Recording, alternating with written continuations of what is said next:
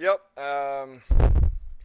Probably before I get into specific on where we are today, just to back up, I think it's really important to talk about since this process has begun with Jack, his health has been what's most important to all of us. His health as a person. Um, that's from me through our medical staff, the whole organization. I think we would all agree that we were hoping to, as we worked through the off season, to avoid surgery. Certainly, with any injury, in particular in this one, when you're dealing with the neck, that would have been best case scenario. Unfortunately, yesterday, Jack did not pass his physical. At this point, Jack is not willing to move forward with what our doctors are suggesting is the fusion surgery. So we're going to continue to work towards solutions. I will say Pat Brisson has been great to deal with since he's gotten involved in this process. We speak multiple times a day. He's one of the best in the business for a reason, and we're going to continue to work at this. But it's obviously a challenging situation, but that's where we are as of this morning. Has he been placed on long-term? Is he going to be placed on long-term IR, or what is the next move? And could he be suspended? Well, he would be on injured reserve. And we'll look at everything moving forward. That's not something we take lightly.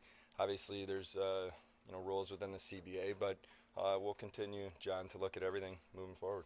Back in late July, Jack's last agents said that they were initially under the impression that you guys would approve the surgery. What do you think the disconnect was there? Yeah, I don't know, Lance. I'm not sure how that was ever said. What I can tell you is we have absolute trust in our doctors. They are the medical experts. They've been consistent since day one. As I mentioned, first and foremost, the health of Jack as a person, not the hockey player.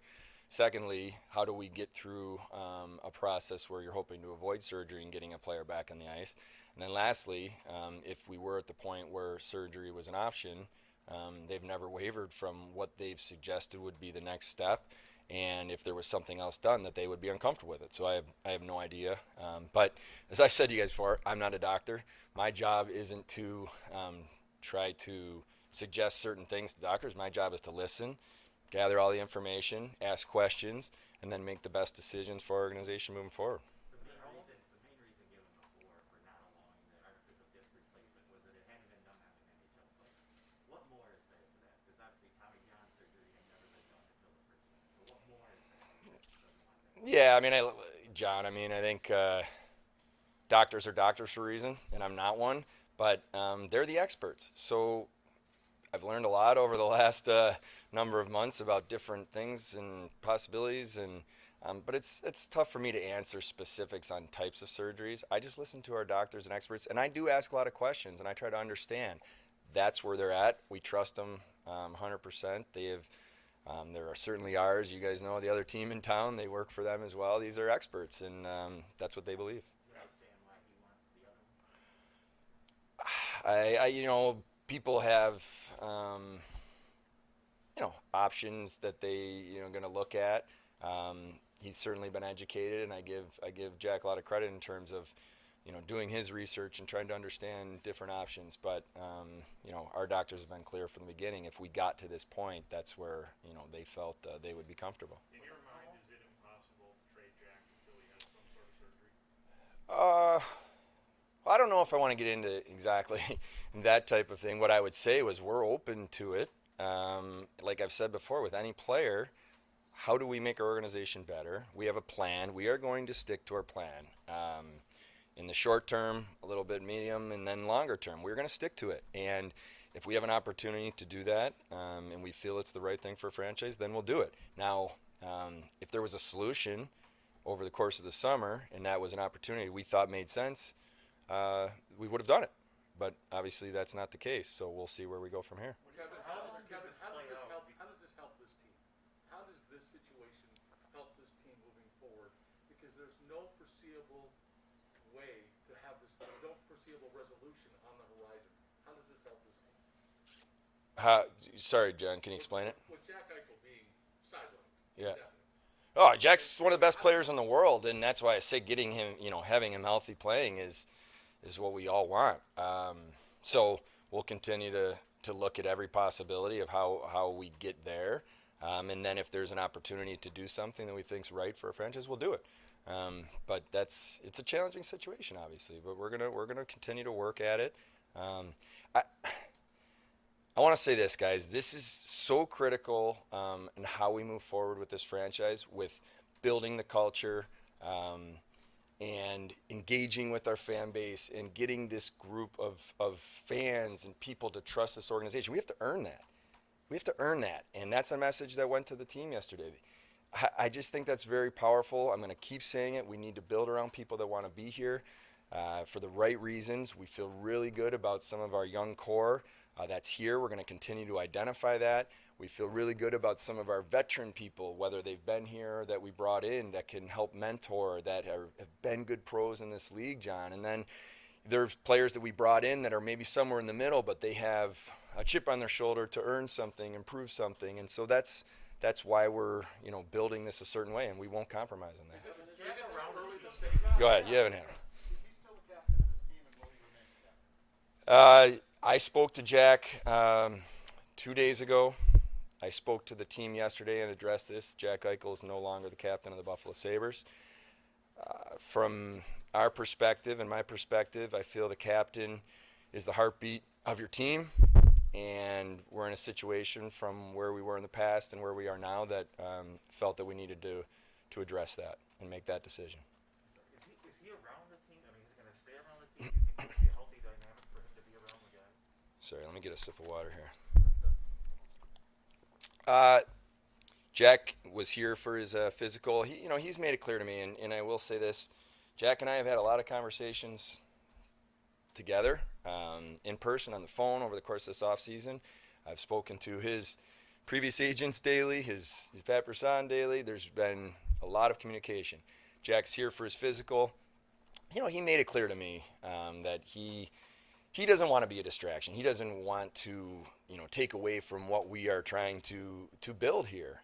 So he will continue his rehab, not necessarily in this facility on a daily basis, but, and then we'll work towards where we go from here. How much is his preference to have this specific surgery held up trade talks and made this, and really led us to where we are today, where he's still in your organization and a deal hasn't been done?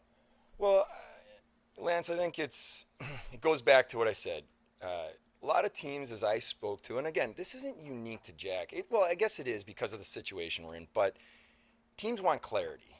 And over the course of the summer, there wasn't great clarity. We have more clarity now. The hope and the strategy that we were working through in the offseason was to how do we get Jack Eichel healthy and how to, if possible, avoid a surgical procedure. Now we know where we're at, and that does provide clarity, but I do think that's played a role in this. I mean, this is an elite franchise player in his prime, under contract, and we need to, as an organization, move forward, but we can't compromise on certain things we believe, and but we're gonna work at it. Every day we do, we have in the past, and we'll continue to. You've obviously had a lot of talks.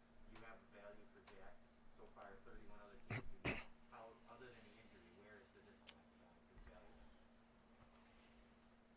Well, I guess that's hard for me to answer in the sense that I'm not going to get into specifics on conversations, but I would probably suggest that everyone in this room and across the hockey world believes that a healthy Jack Eichel is a franchise player, and these type of situations don't come up very often where players are moved. So I know there's been a lot of things speculated. We believe there's value on Jack Eichel, and we will do what we need to do as an organization to do the best we can moving forward, and that's how we're going to do this. Kevin, you talked about you have some clarity now. I think the point of confusion is it seemed over the summer there was clarity. The team wanted one surgery, Jack wanted one surgery. Now you're saying, well, we were trying to avoid surgery.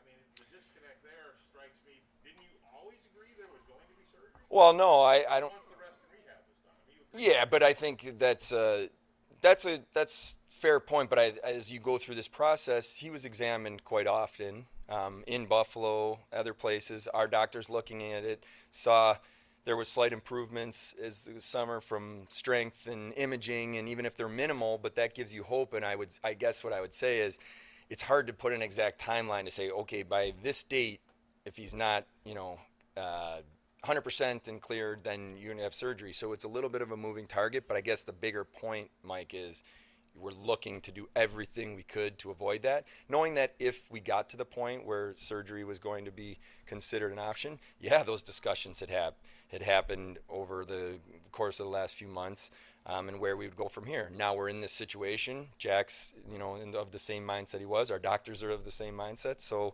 that's where we're at right now, and we're just going to have to continue to work at what the solution is moving forward. I mean, we've been in this since May when Jack initially told us it was this year. You went through the draft, you went through free agency, Jack changed agents. I mean, it's September 23rd. What changes on October 23rd or November 23rd? I guess what I'm asking is, how do you break the stalemate here and not let it go 6 months, a year? I mean, he's got 5 years left. You guys could conceivably just let him sit around and do nothing.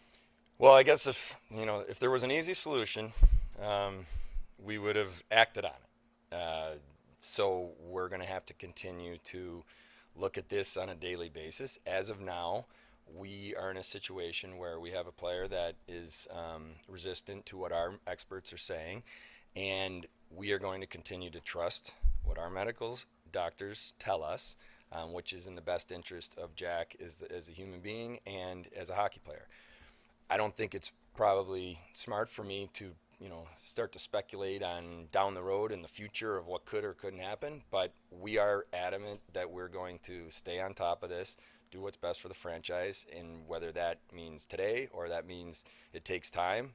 I don't want to put a timeline on it because then it's out there, but I'm not sure when it's going to be, but we'll continue to work at it. And certainly the CBA is in the team's favor, but how much concern do you have about the optics of the situation in the eyes of other players, other GMs, and especially given what Robin Leonard said about previous medical staff people here over the summer?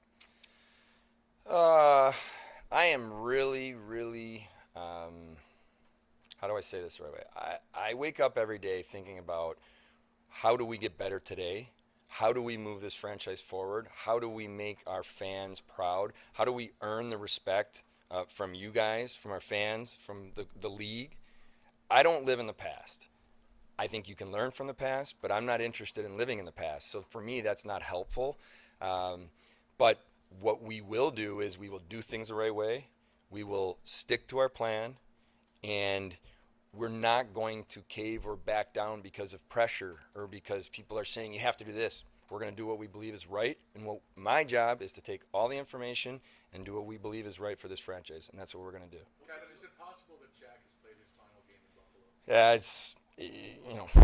Yeah, for me, that's just a question that's not going to get into predicting the future. What I can say is, when it's the right time that we have a solution, we're going to make the right decision.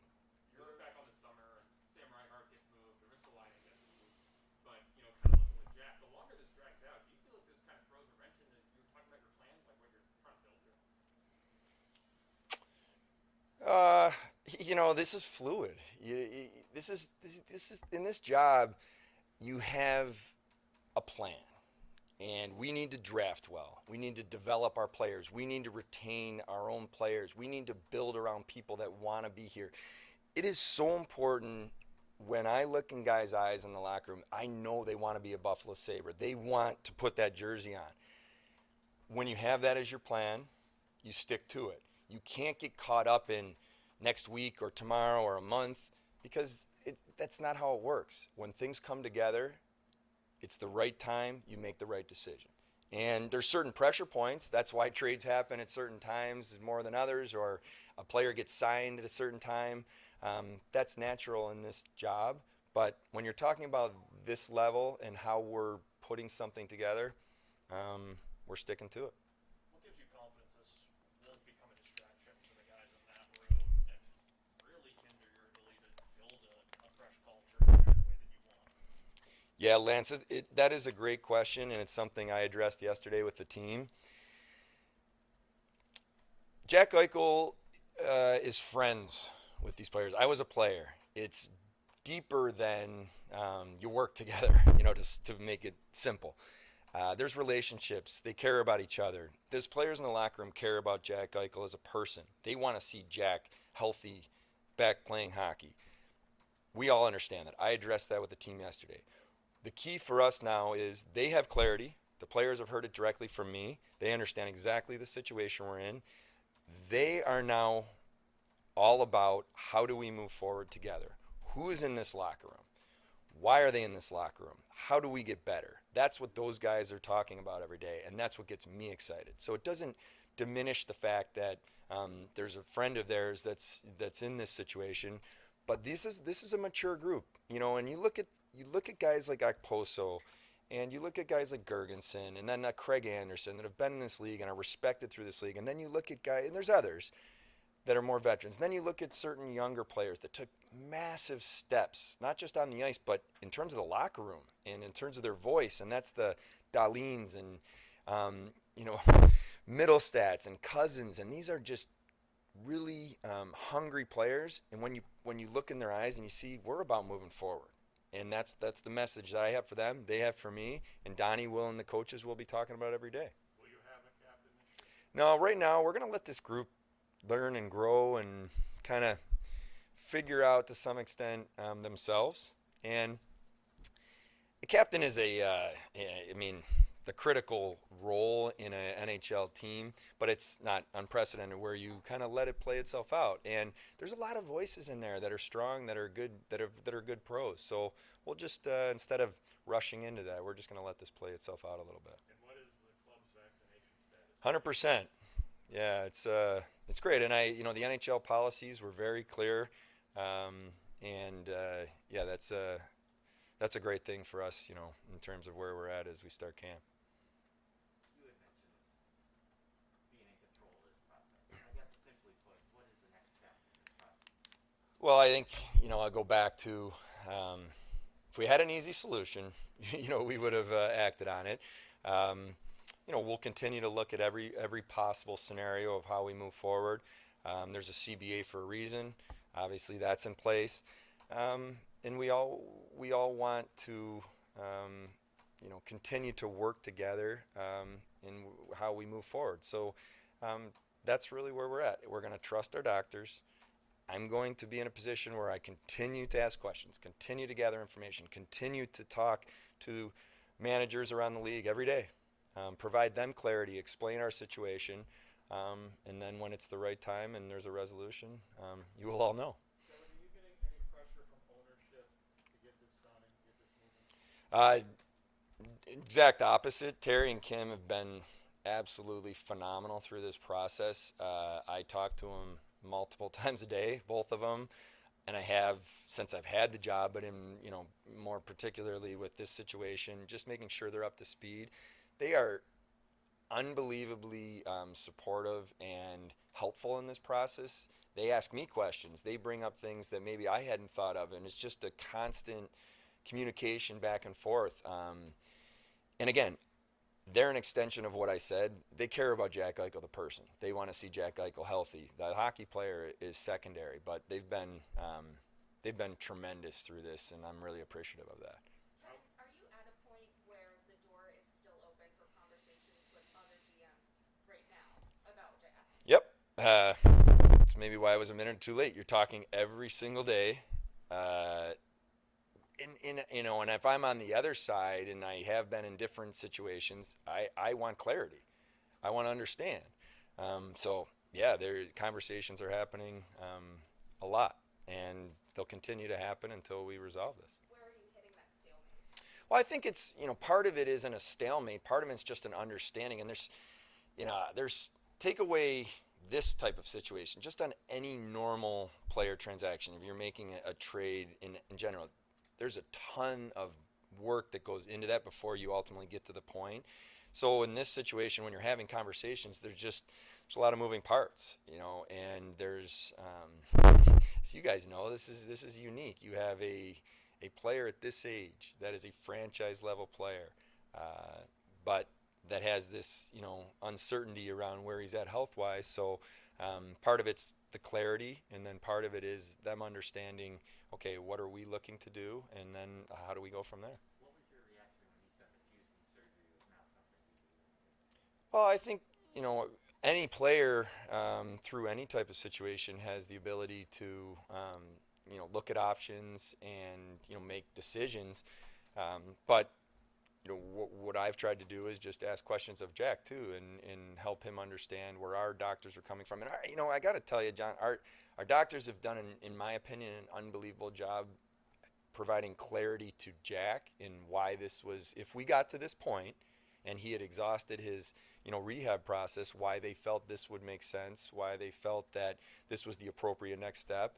And Jack asked questions back, and that's now where we're at. But I do think there's been great communication, just maybe a difference of opinion. I know you're not a doctor, but can this degenerate more if he doesn't have either surgery? If he sits around for another year, could this degenerate? Sorry, can it what? Degenerate. Like, can it get even worse? Oh, no, I mean, I guess that's more for the doctor, but I think any what I've learned through this process is time is always good. When you're talking about this type of injury, more time generally leads to better result. But nobody can say it's going to be this day or this day. And obviously, our hope was that he came in here yesterday and would have been to the point where cleared when we wouldn't be having this conversation, but that didn't happen. And I understand from a medical position why our doctors, you would want to give it every possible time to get to that point and avoid any type of surgery. Yeah, we just spent 20 minutes talking about Jack Eichel. Good reason. But he is one spoke in this whole situation where the entire hockey world thinks your team is going to be terrible. And some people out of town have already said you're tanking. What is your message to people, and what was your message to those players when basically no one in North America thinks you guys have any chance or are going to be any good? It's about doing things the right way, and it's about building. And it would be easy for me to stand here, Mike, and get upset at that type of question or statement that you said. But I think the better answer to that is we need to earn it. I am not wanting to just say what's happened over the past 10 years. Here's what you learn from it. This is about us as an organization, the culture of our team, earning the respect on a daily basis. And I said that yesterday. It's every conversation, it's every practice, it's every workout, it's every game. We have to earn it. And if you have that mentality, okay, as a player, then it starts to build and it starts to grow. I could get mad and say, no, you know what? Okay, we have to earn it. And when we do, then everything will take care of itself. And I am so excited about when I look in some of these young guys' eyes, and I know they have a connectivity to the family in the 300 level that is doing everything they can to provide for their family and still come and cheer our team on. That's the connection that we need as an organization. We can't forget about what's most important, and it's that this is something special in a town that cares, that wants to see hard work, that wants to see people own it. If you're not good enough, own it. And I said that to the players. You know what? If you were not good on the ice, then just say, I got to be better. Don't make excuses. I don't want an organization where we make excuses. And so that's, I guess, the answer to that, Mike. But you know what? We have a plan in place. We are going to stick to this plan. We will not back down from pressure, from criticism, from wherever the external noise comes from, and we're going to trust it. And I'm excited about that. That's what gets me excited every day. Kevin, are there any other players other than Jack that are injured and not ready to start camp? A couple are kind of day-to-day, what I would say. Jack Quinn is not injured. We're just being careful as he came back from his surgery in the offseason, so he won't skate today, and hopefully he's doing his skating on the side, and then hopefully he'll be skating tomorrow with the team and moving forward. Brandon Byro's day-to-day. Samuelson, what I would say week to week. He looked tremendous to me in rookie camp.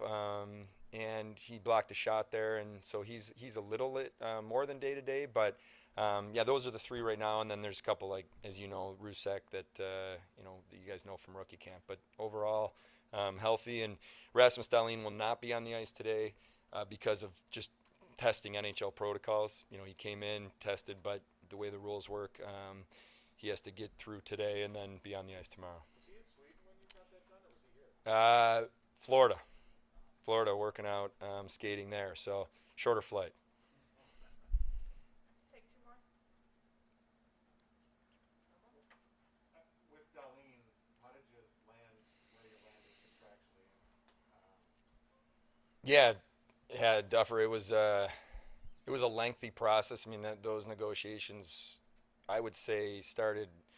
You know, the months are off because of the way the schedule was, but fairly early in the off season, and went obviously until midnight when we finally agreed, whatever day that the days were running together. But what was really important for us in that process was to make sure Rasmus and his agents understood how important he is to us moving forward. And when I talk about young core, I look at someone like Rasmus, who wants to be a Buffalo Sabre, really loves playing here and loves this organization and wants to be part of the solution.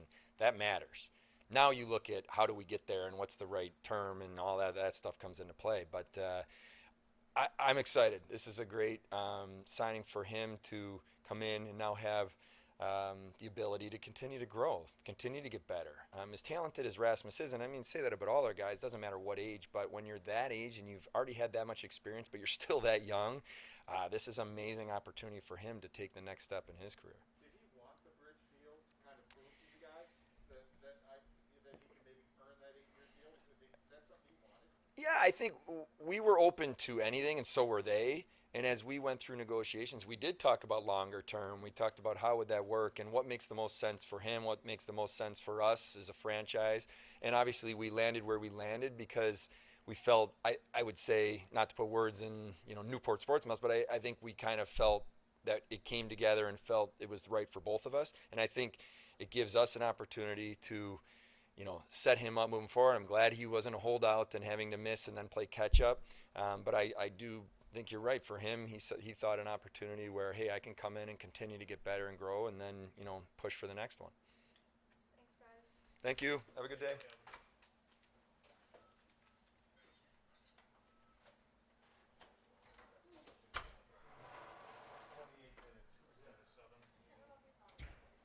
So I didn't get anything back from Jordan, so I'm not sure what. So 4 of us, 28. What is it? 7 minutes. I'll take the first, Lance second, Bill, Heather.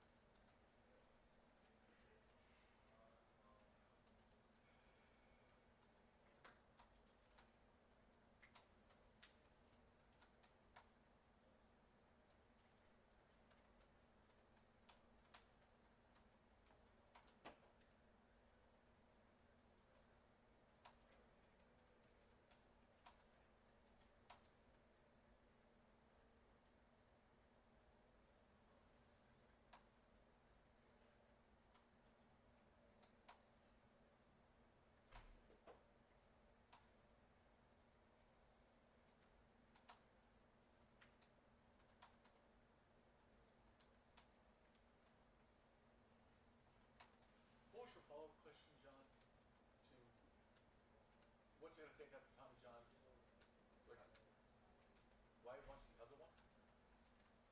Oh, do you understand why he wants? Oh, gotcha, thank you.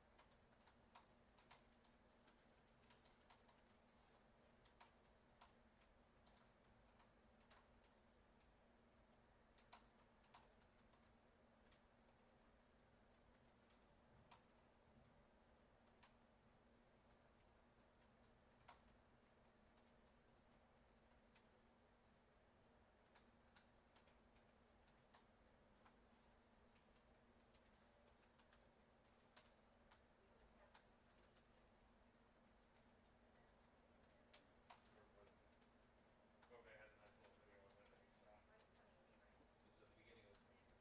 Yeah. Okay, still has it. They were here and they were doing like a little, yeah.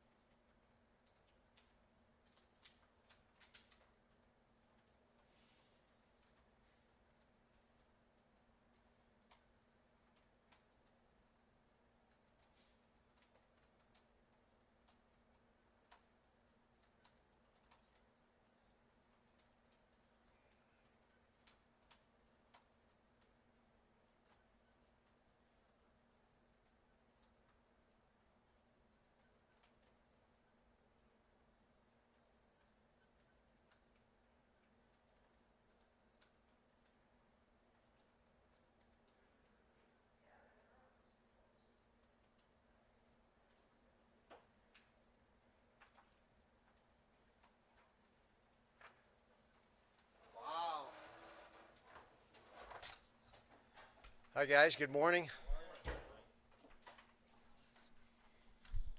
And welcome back.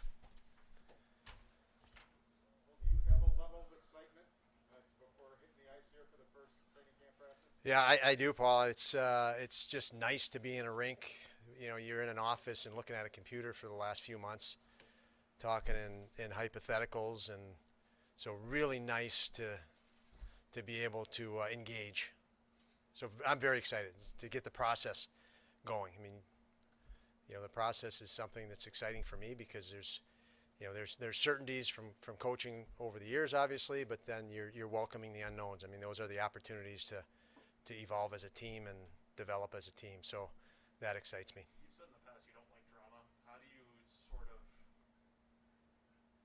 make sure that the situation involving Jack does not become a distraction for this group, and while you're trying to create a culture in that room?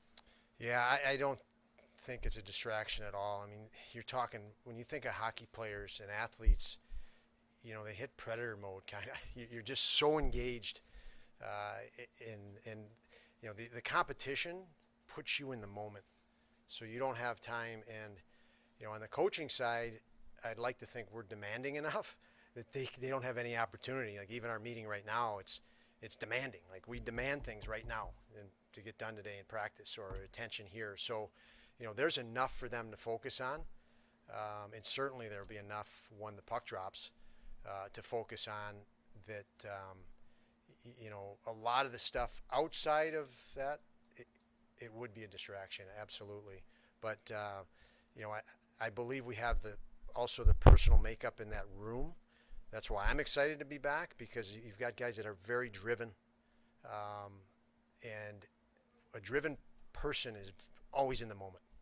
And that other stuff doesn't affect them as much. So. Don, if it's not a distraction, I mean, one thing that strikes me is the GM had to address it yesterday that the captain is no longer the captain.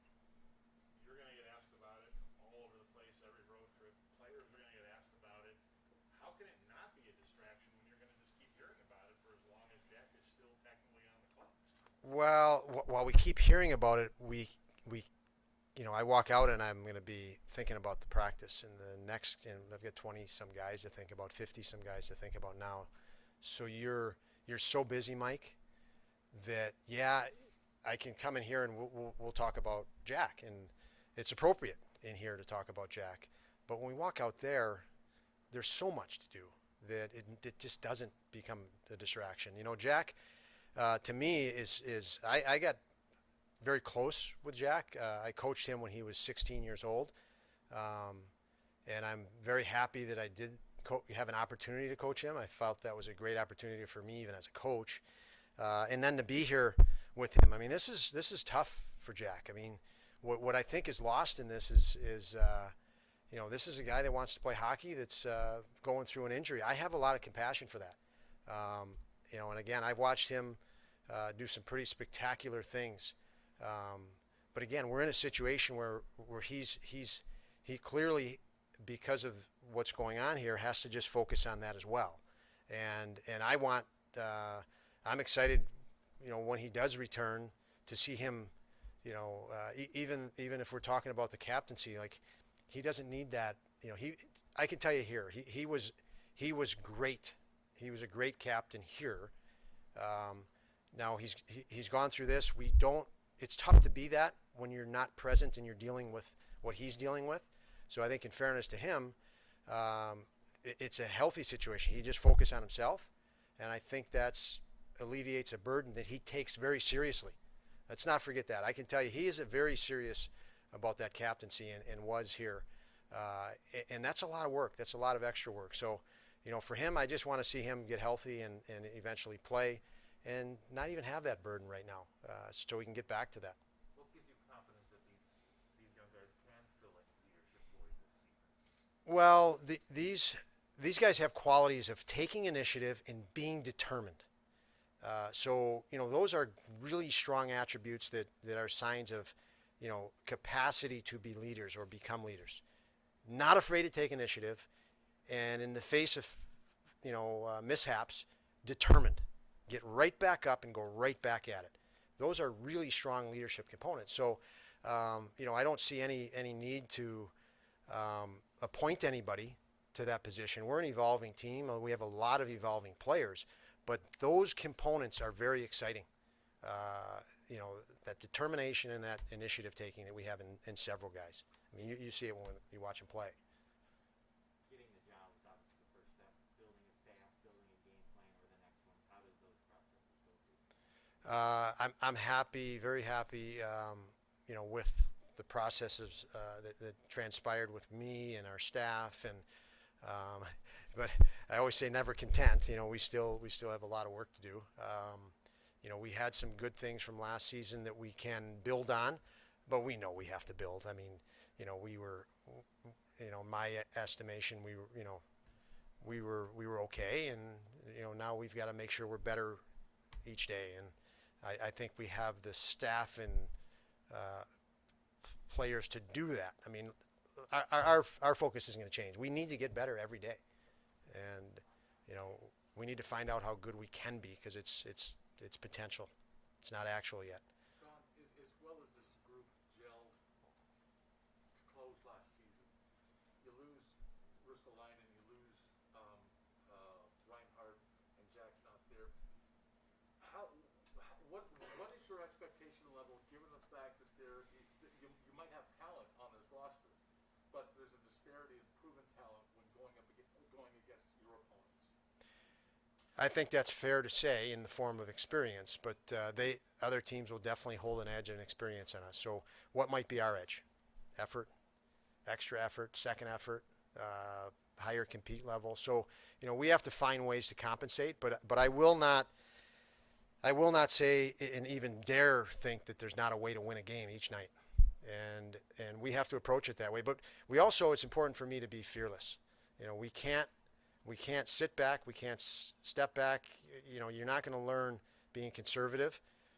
I'm okay with mistakes as long as, because those mistakes.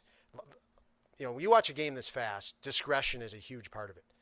Older players have better discretion. They know I can go, I can't go.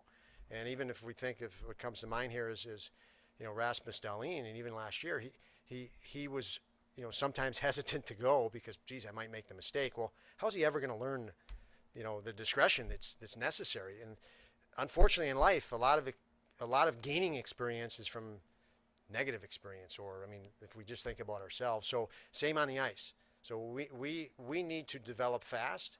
We can't develop as fast as we want to being conservative. So we're going to go at our opponent when we can.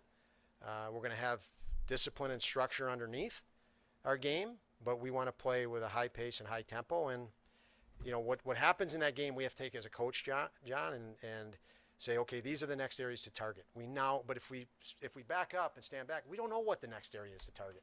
So we want to be aggressive. Obviously, we want to play like the game. I've said it plenty of times. It's a passionate sport. We want to play that way. Do you have to do more teaching in this camp than maybe you would if you had a veteran team?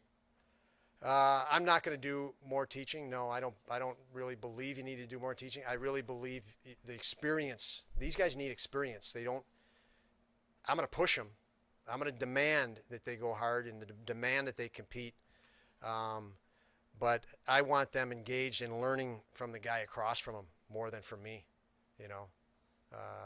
It's pretty simple in that regard. So I hope I don't have to do a lot of teaching. Obviously, as coaching, you're steering guys in different directions, but I don't like to think of it as teaching. It's so different than developing teaching. Teaching is telling them what to do. Developing them is having them do it and pushing them to do it. So we take that approach. Don, there's a lot of obviously negative history around this organization in recent times. You just said you want these players to be fearless. How do you avoid the weight of all that negative history impacting these guys when that's going to be around all year, and it's going to be around essentially until whatever year you can turn it around? Absolutely, and you just embrace the challenge. I love the challenge, because if we can turn it around, the excitement on the other end is even greater because of that. And you have to thrive on those challenges. I spoke yesterday, and I didn't have a long, lengthy message with the team, but it was just the best players, the best athletes, the best teams are in the moment. They're not worried about yesterday. They're not worried about tomorrow. They're not worried about the other team. They're in the moment. And that's a challenge for us, obviously, for the things you mentioned, Mike, because of all that around. It's just some people say it's the privilege of being in, a sport or a situation where people follow you.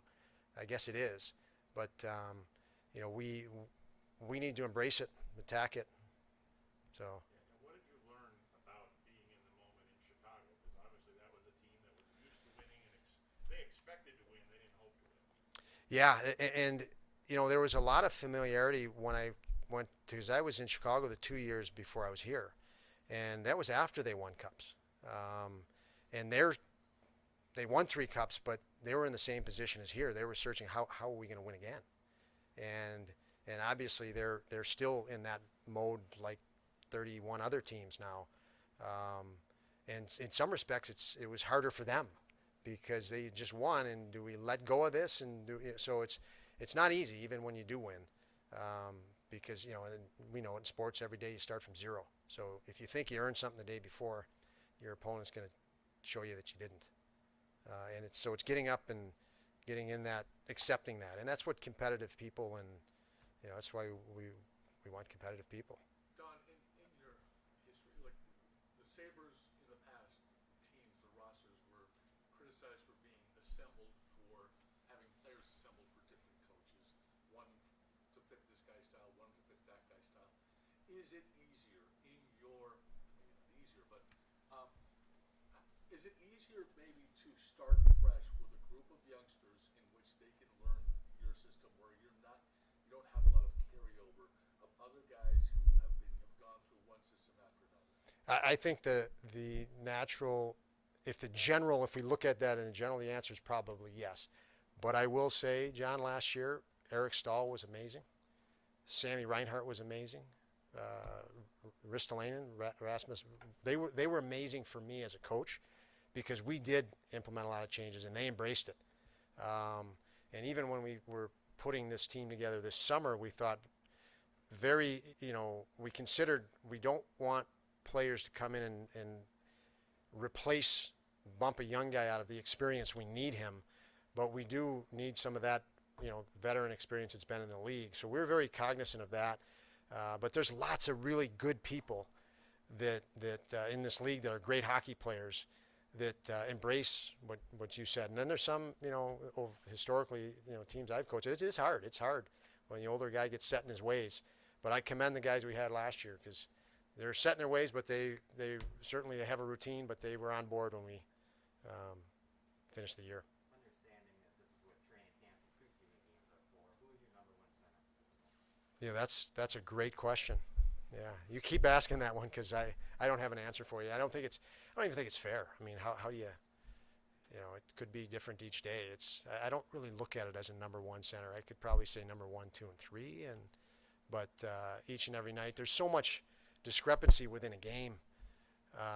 Energy levels. Is one guy playing with a nagging injury, and I don't like pecking orders.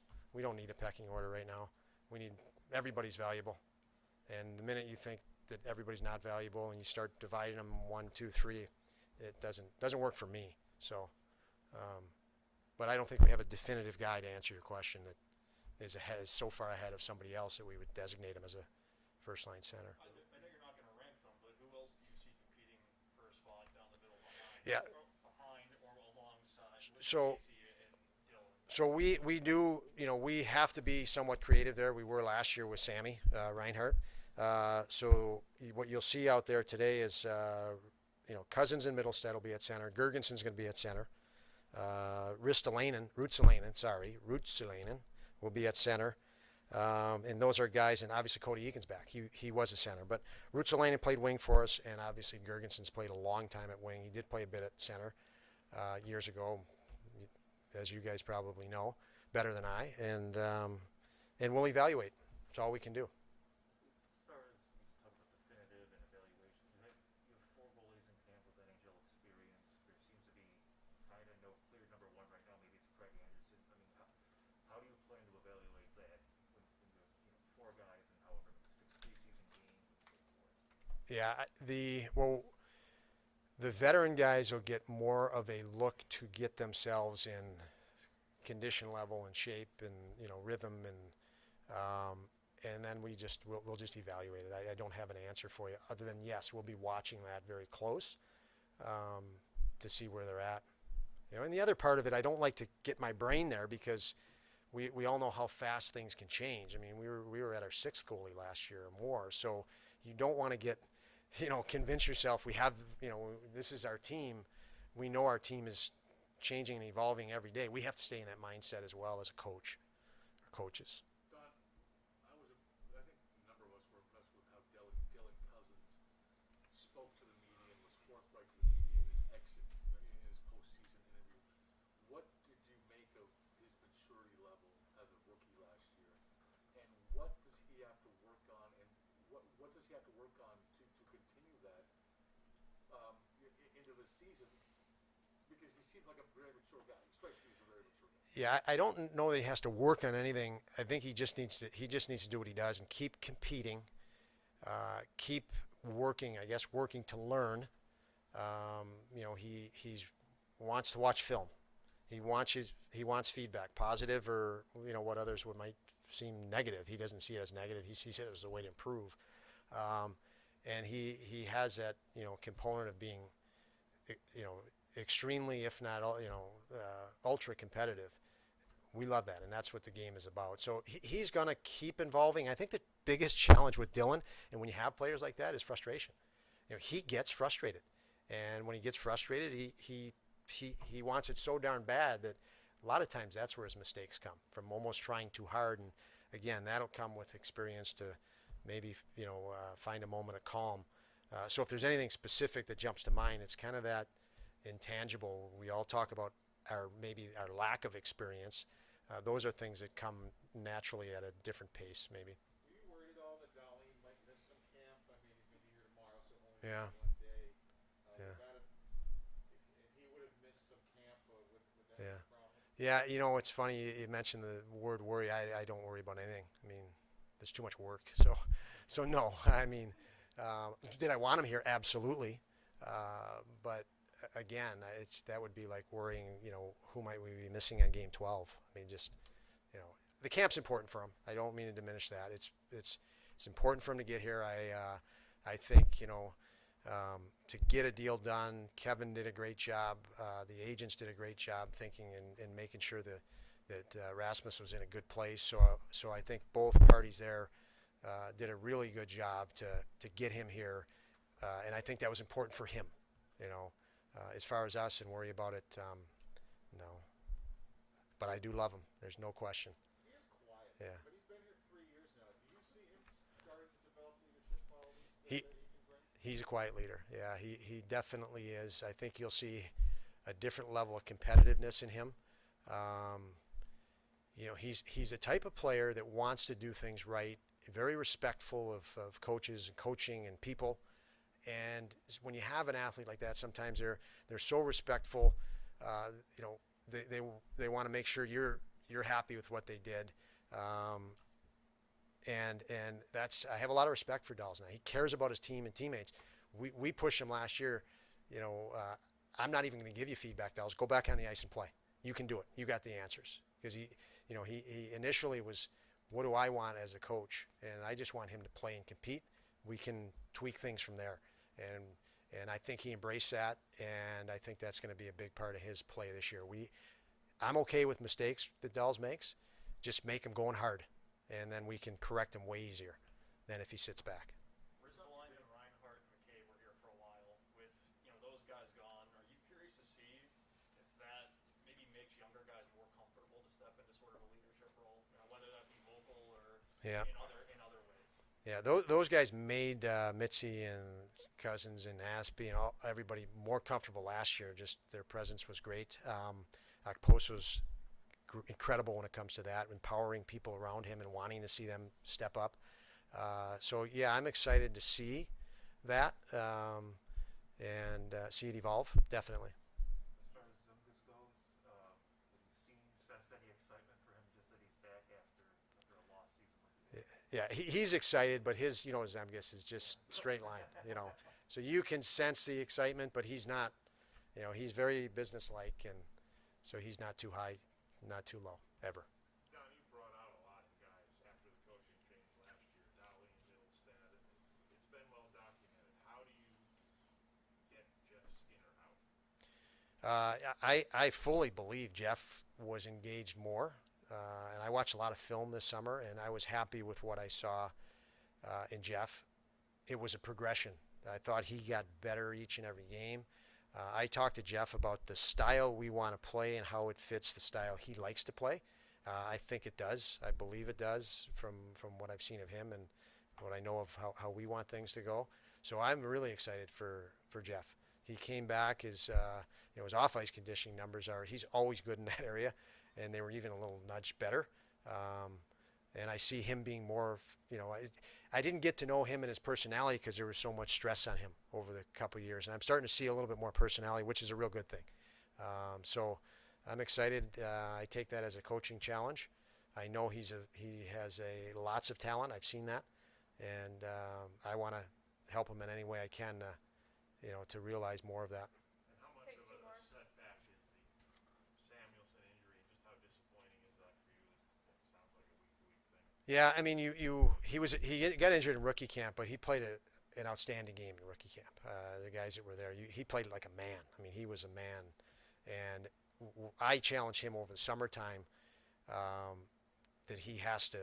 Now he had that game experience. He's got to show it, and he can show it, and he did. So you might think, oh, geez, he got injured in rookie camp. He shouldn't have went to rookie camp. I think the opposite. He showed exactly how he needed to play, and he needs to continue to do that. I think he's going to sit here, and he's already taken his, what he can do for workout yesterday, the day before.